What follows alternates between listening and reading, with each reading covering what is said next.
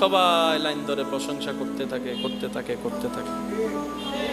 তা আমরা বলি প্রশংসা এমন একটা সুন্দর নিয়ামত, অনেক সময় খারাপ মানুষকেও ভালো বানায় দেয়, এটা মনে রাখবেন।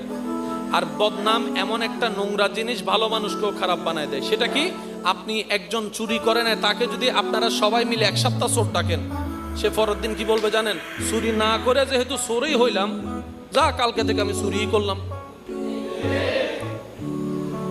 স্বামী স্ত্রী দেখবেন একজন আরেকজনের দোষ খুঁজে খুঁজে সংসারে শান্তি আনতে চায়, জীবনেও সম্ভবপর নয়।